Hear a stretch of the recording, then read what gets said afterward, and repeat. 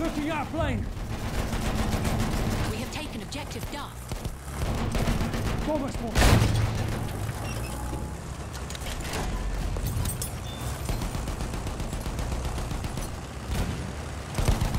I am Batman. I mean, average sniper. What's up, guys? Average Sniper here. Got some Battlefield 1 gameplay for you today, and I just want to talk about some of the reasons I like Battlefield 1 a little more than I like Battlefield 4.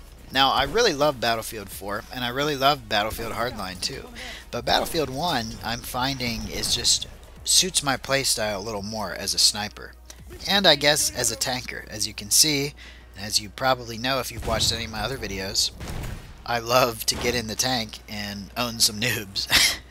I like to own anybody in the tank. It's just really fun. But in Battlefield 4, I feel like the tanks, choppers, well, maybe not the choppers. I guess if you're good enough at a chopper, it could be OP, but mainly the tanks and LAVs, I think were a little too powerful in Battlefield 4. How fast they could move and the thermal optics on them just made it really hard to play as infantry sometimes, because you'd be doing good, you'd be getting some kills, and then all of a sudden a tank would shoot you from almost 200 meters away because he sees you on the thermal. And you know that's the only reason he saw you. Well, that doesn't happen in Battlefield 1, so that made me a lot more happy. Sure, there's tanks, there's artillery trucks, which is technically like the LAV. There's light tanks, you know, there's land ships, there's planes, there's armored cars, there's regular cars, there's dirt bikes, there's horses, if you want to classify a horse as a vehicle. That just sounds funny. So there's no shortage of vehicles in Battlefield 1 except for the choppers, because I don't think they had choppers, you know, 100 years ago. They definitely had these little planes with the propellers on them. And they're definitely not OP.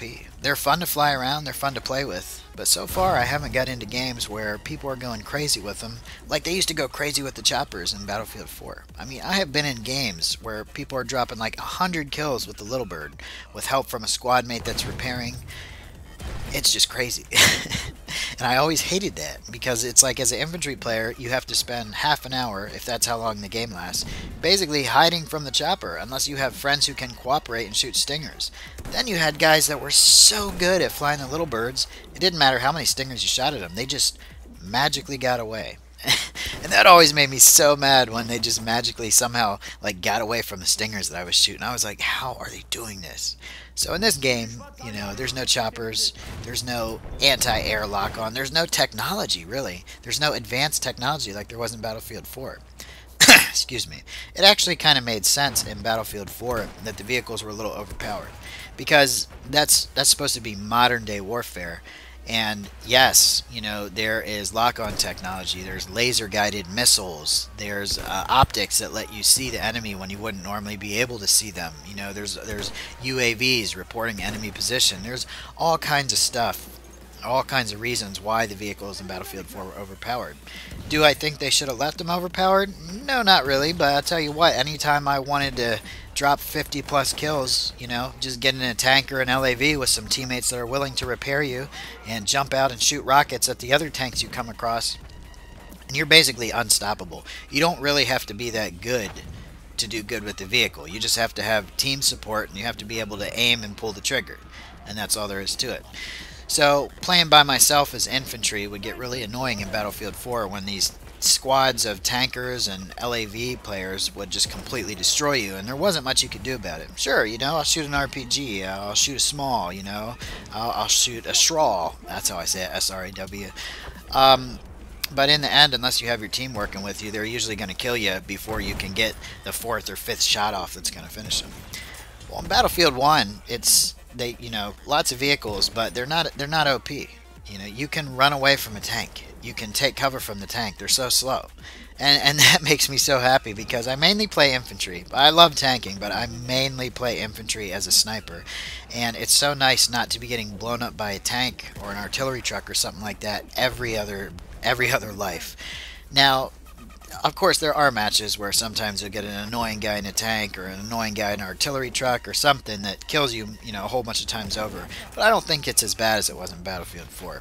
So the main thing for me, why I like Battlefield 1 better, excuse me, why I like Battlefield 1 better is just because it doesn't seem to be an overabundance of overpowered vehicles. I like to snipe, I don't like getting killed by vehicles over and over again, and this just makes it happy for me, you know.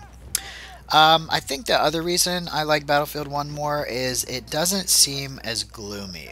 Now, this is just kind of a personal preference type of thing. I enjoy playing games that are more bright and colorful and less gloomy. When I'm playing a gloomy game, it kind of affects my mood. And I'll be honest, most of the maps on Battlefield 4 had this slightly gloomy feel to them, where they weren't too bright, they weren't too colorful. You know, I get it, it's wartime. It's a time of war, but that doesn't mean the sun can't come out. You know what I mean? And there were some maps that were sunny, and you know it was cool. But let me try to think of one. Paracel Storm. All right, so Paracel Storm just seemed really gloomy, dark, like murky water everywhere, storms rolling in, and it's really cool on the effects, you know. But it just gets that element of gloom that kind of just brings me down a little bit.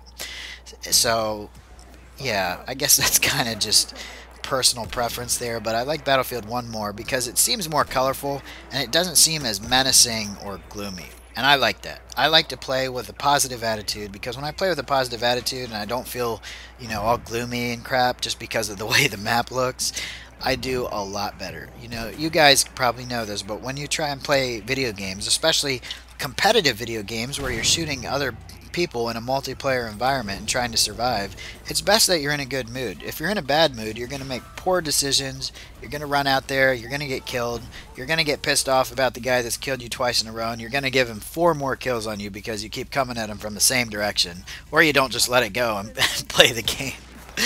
So that all plays into it for me. Now, when I like the effects that do make the maps more gloomy, like when the fog comes in or the storm, that's pretty cool because it doesn't last the whole time. Like Sinai Desert right here, you know, it's pretty much always sunny. Even when the fog rolls in, it still doesn't feel that bad.